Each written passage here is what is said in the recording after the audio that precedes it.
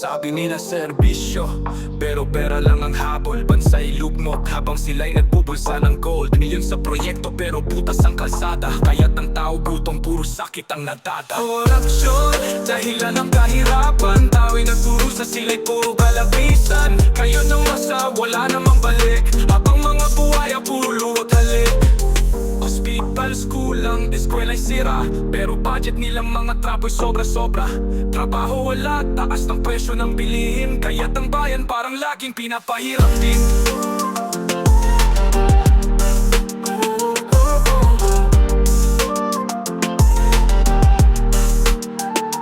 Hospitals kulang, eskwela'y sira, pero budget nilang mga trapo'y sobra-sobra. Trabaho wala, taas ng presyo ng bilihin. Kaya't ang bayan parang laging pinapahirap din. Korupsyon, dahilan ng kahirapan. Tao'y nagdurusa, sila'y puro kalapisan. Kayo nang masa, wala namang balik. Habang mga buhaya, puro luwag halik.